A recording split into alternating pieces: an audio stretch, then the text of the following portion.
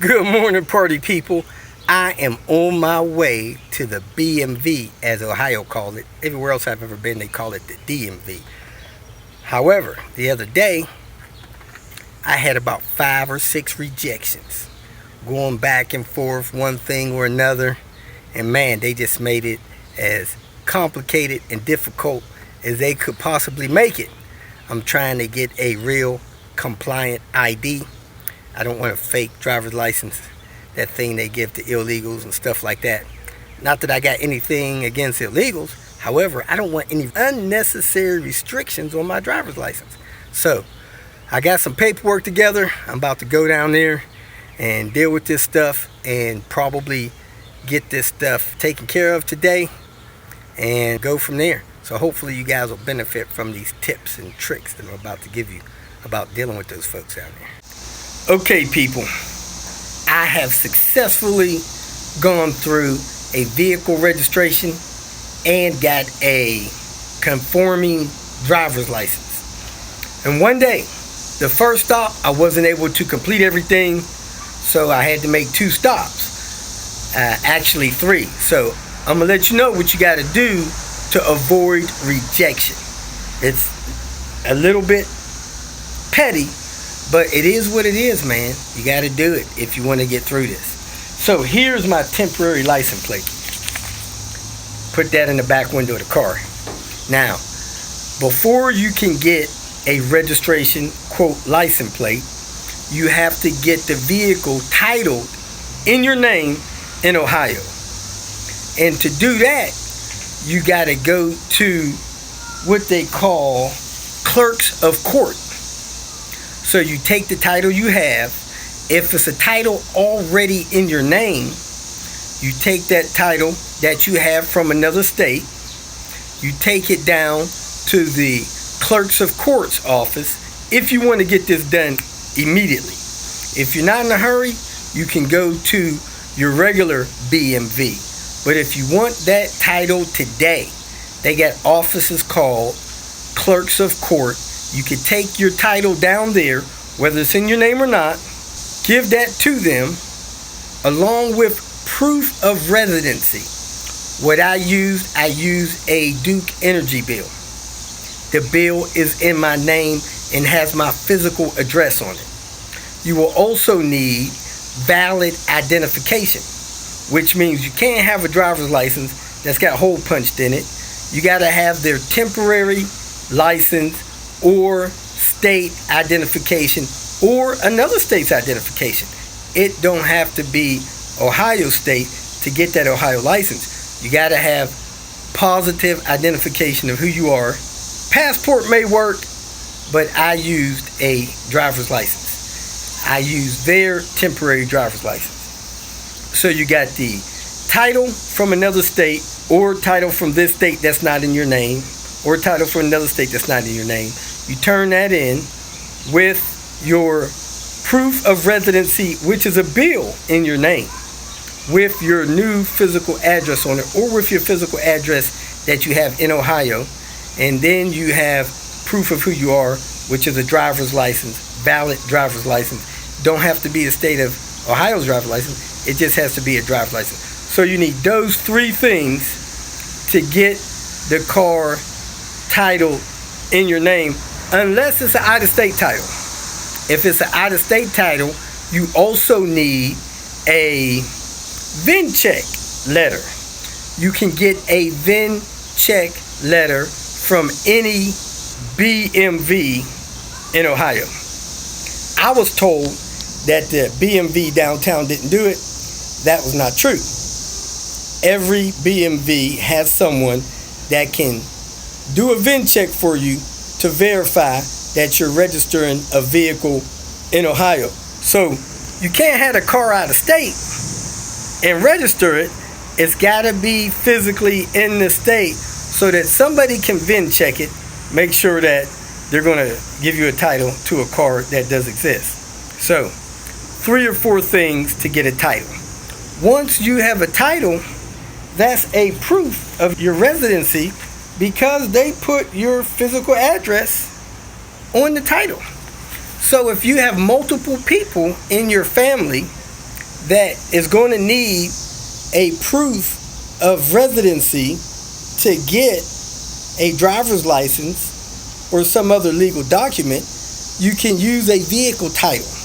I only had one other proof of physical registry, which was my energy bill from Duke. I didn't have no other acceptable, valid proof of my residency. So I couldn't get a conforming real ID. You got to have two proofs of residency to get that. So if I would have had two bills in my name, a Duke bill and maybe a cable bill, the document has to have the word bill on it. So here, you see this? It's got the word bill summary. If it don't say bill, it ain't acceptable to them. So you could also use a bank statement. It's got to say statement on it. It just can't be some print off the internet. It's got to be a bank statement that you print off the internet. You could print it off the internet, but it's got to say statement on there, and it's got to have the physical address on there. If it doesn't say bank statement, they don't care what it says about your address. It's got to say statement. So the word statement and the word bill is critical. I know this sounding redundant, but it is what it is. To get a real ID, conforming ID, not one of those fake ones, non-conforming IDs, you need two proofs of physical residency. You need your social security card or a pay stub with your social security number on it. And you need proof of your identity of your birth for being a citizen if you want a real ID. You could use a birth certificate. Now, it's got to be a paper that says certificate of birth from the state you were born in. It can't be no copy or nothing like that. It's really got to be the real deal, certified, original birth certificate, or they're not going to accept it. You can also use a passport. I got a passport.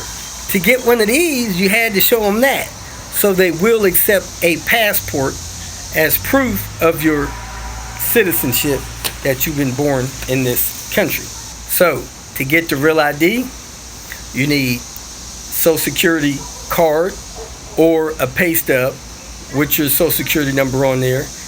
I don't even know if they'll use tax returns. They may not. But you got to have one of those two. You got to have proof of citizenship, which a passport or a birth certificate is proof of that. And you got to have two forms of residency, which I used one. I got a title before I went over there. And I got a bill that says bill on it. Or you could use a bank statement if it says bank statement on there. And you may be able to get away with using a statement from your insurance company, your automobile and homeowners insurance, if it says statement on there or bill on there and it has your address. If they see a P.O. box on there anywhere, they kick it out. I had a statement from my insurance company that had a physical address and a mailing address. The mailing address was a P.O. box. They kicked it out. So if there's a P.O. box on there anyway, they're just going to kick it out. And last but not least, you need a valid ID, I believe. And I use my out-of-state driver's license. And when they got that, they issued me a temporary license. And this temporary license looks like this, got my picture and stuff on there. And that thing, it says it's a compliant. It has my documentation on there, address and stuff like that. And it's a temporary one, and they take my old one and they punch holes in it. After they punch holes in that old driver's license, you might as well push that thing to a paper shredder because it is worth nothing to nobody anywhere. I went to Walmart, tried to get a money transfer. They seen those little holes that they punched in my driver's license that I'm getting transferred to Ohio. They wouldn't even give me my money at Walmart. So you do need to keep this paper one on you, just like it's one that fits in your wallet. And then it'll come in the mail, and when you get it in the mail, push this through the paper shredder and you're good to go. So here's a quick summary of how to get, one, your car title and registered, and two, how to get a compliant ID. To get a title for the car, which will also serve as proof of residency, I took the old title to them. I took proof of who I am, identification, to them. I took one proof of my Ohio residency to them, which I used my Duke Energy bill, and then I just paid their fees. Now, I had a out-of-state title from a new car purchase. The taxes in this county is 7.8%. So I paid $1,500 for the car. I paid another $117 and some change for the taxes. And they issued me a title on the spot because I was at the clerk's of court's office. I also gave them one other documentation, which was a VIN check that I got from a BMV. So you also need that. So I gave them 4 things. I got a title. Then I took the title over to the BMV office and got registration. Let me tell you how the registration went. To register a car, you have to have an Ohio title if you own the car. If you don't, whatever they give you, title with a lien on it or whatever, that'll work. I had to give them proof of who I was, which was a driver's license, valid driver's license, not one that's been hole punched. I had to give them proof of my residency. I think they only needed one proof because the title was the other proof. And then I wanted military credentials on there because I'm a veteran. I took my DD 214 down there that has my military discharge information with any of my awards on there. So I got a Air Force veteran license plate coming with the Bronze Star medal on it. So you need those few things to get your registration done. Then you pay your registration fee. Now, if your vehicle has good registration on there, they won't charge you some registration fee of like $25 or something like that. They will only charge you the administrative fees. And then your registration is good to your next birthday month. So if you were born in February, your registration is good through the following February. 6 months, 2 months, a year, whatever it is good for up to 12 months. And then they give you a temporary tag that you put in your window. This is the one I got. And you display that in your back window until you get your real tag mailed to you. They will mail your real license plate to your physical address. They will not mail that to your post office box. So, got that done. This goes in the window.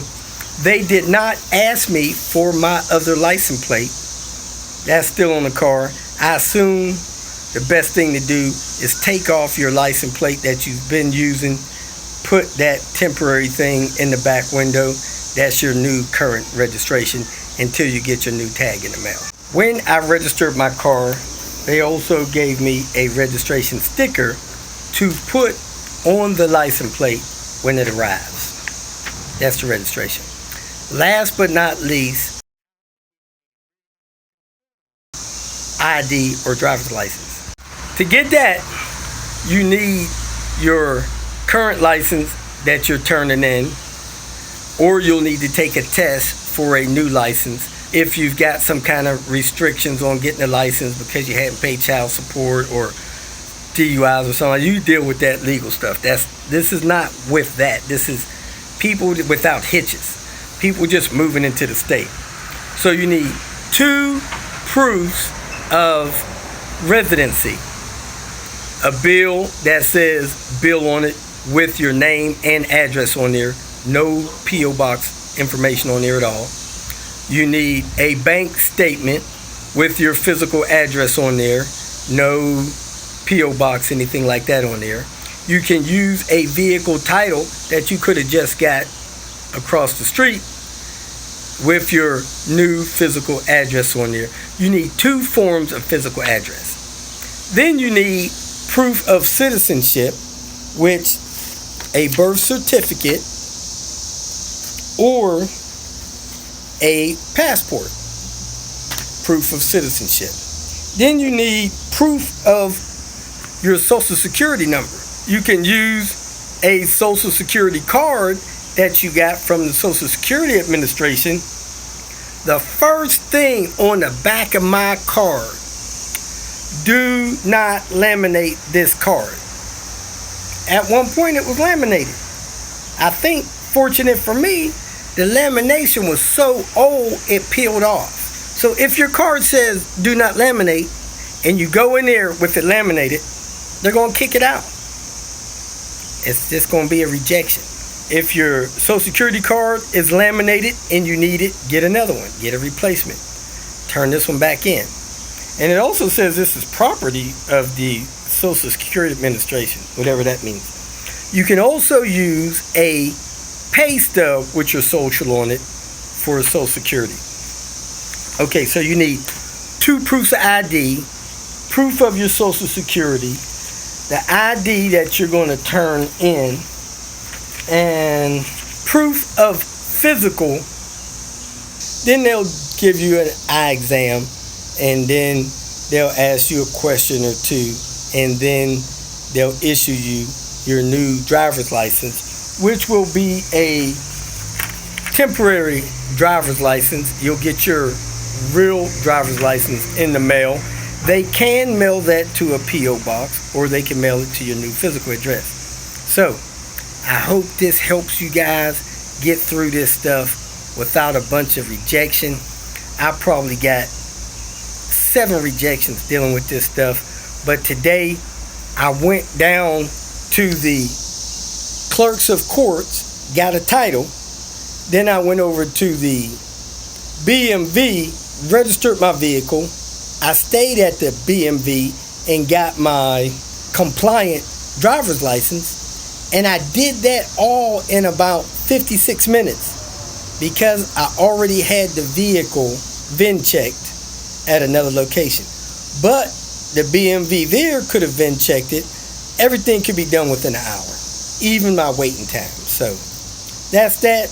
Hope this helps. Thanks for watching. First of all, you need to know and realize this.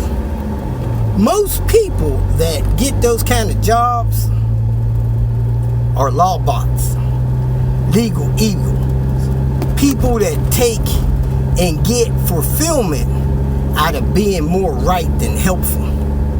These people thrive on it, man, being able to tell you, go back, reject it. So you're not going to run into anybody down there often that's going to take the time and tell you how to navigate through this in a way that you understand it, in a way that you can deal with it. So they're going to tell you the rules, and if you ain't right with the rules exactly right, they're going to half tell you stuff so you can go and come back and not be right again.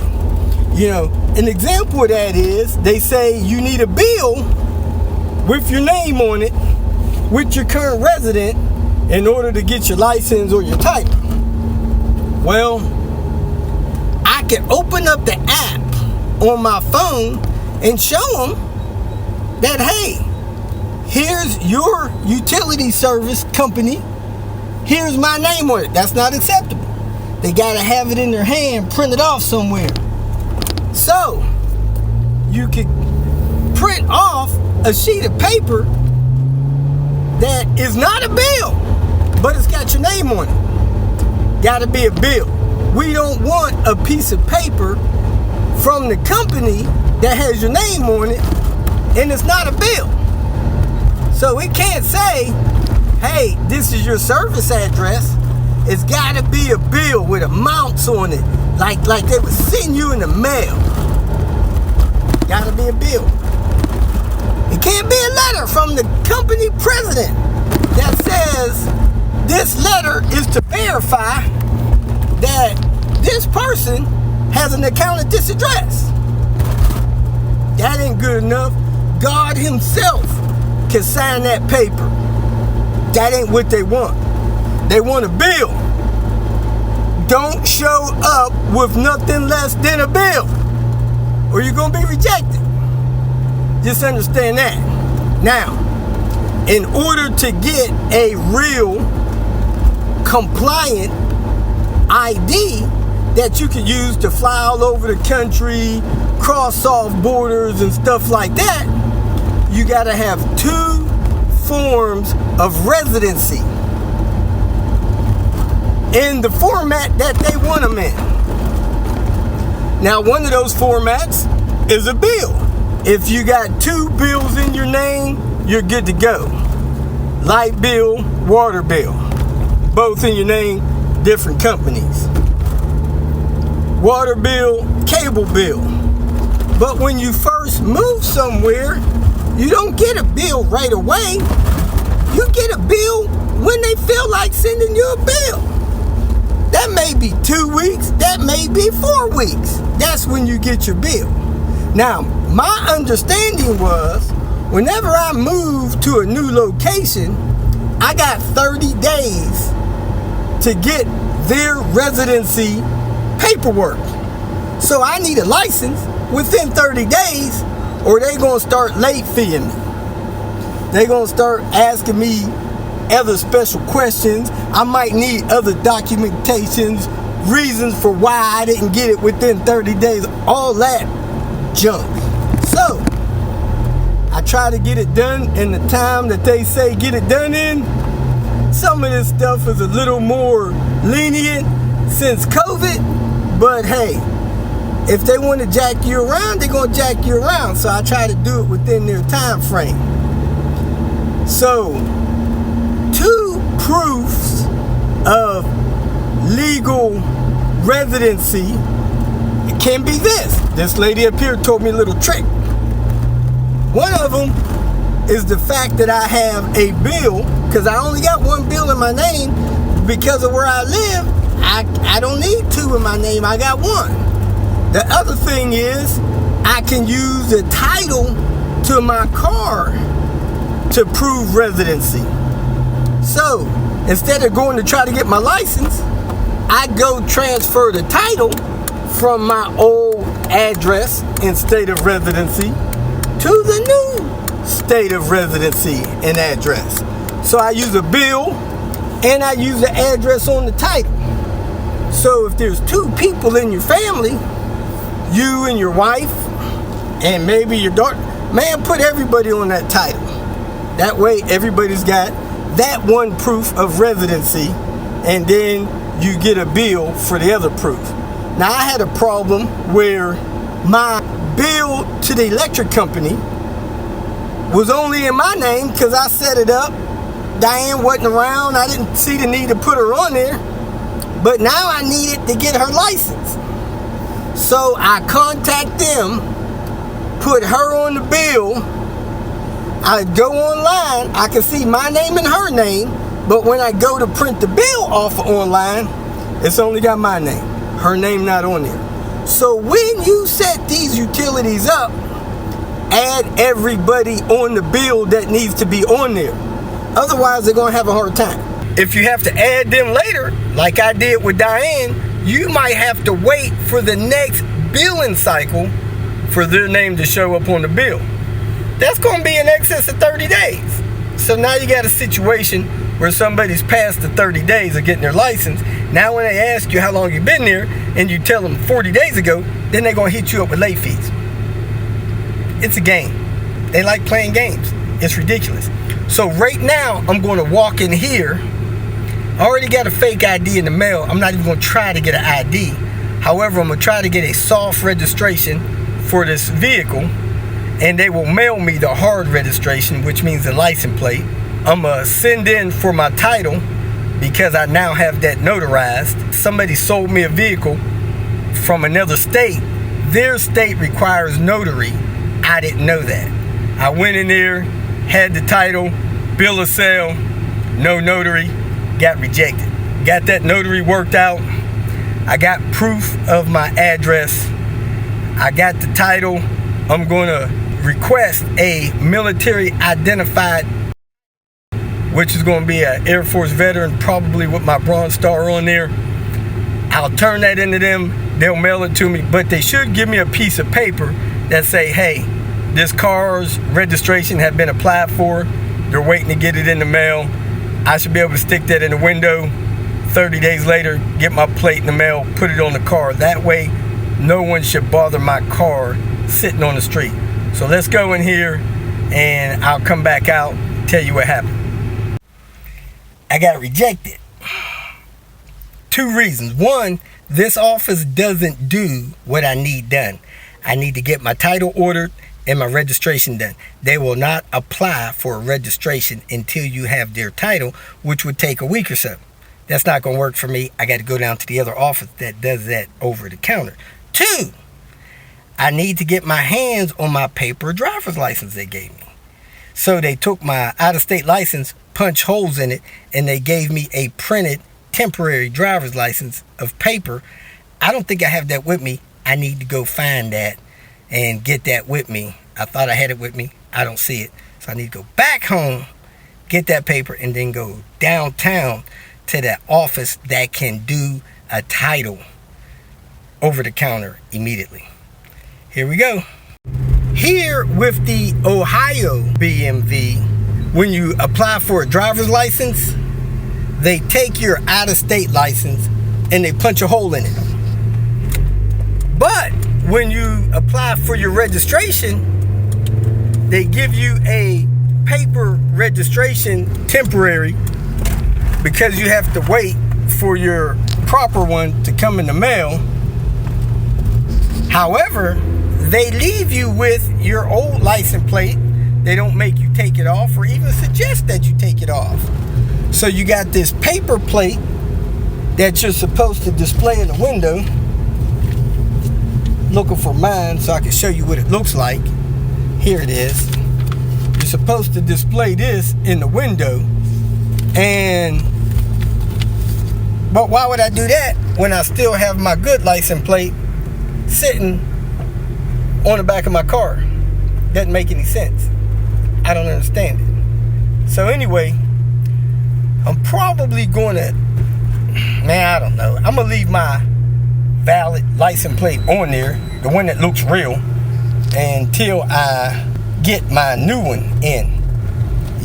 Now when I get my paper one for my other vehicle, I'll put that in the back window until I get my actual license plate. We'll do it that way. I'm also going to see if they'll let me apply for a real compliant ID, even though I haven't gotten my fake one in the mail yet. Let's see if they fall for that trick. All right, we got a title, Ohio title. I use my paper identification, temporary driver's license, the notarized title, and they hooked me up. I got it about 8 minutes to spare, so it took me about 52 minutes. I went over to the, I forget what they call it, some kind of records office to get a title. It is not the, got my title, then I went over to the BMV to get my license. I had everything went pretty smooth, took less than an hour. So if you got everything right, you can get in and out of there. If you don't, you're gonna be all day like I was the other day. So let me do a quick run through for you on this. If you feel that this information was useful, please like it and share it with your social media friends. You can subscribe to my channel so that you will get notifications of future videos that I post. You can follow me on Twitter, and if you need to contact me directly, please visit my website. And if you have any questions, leave them below, and someone or myself will reply to them. Again, thank you very much for watching.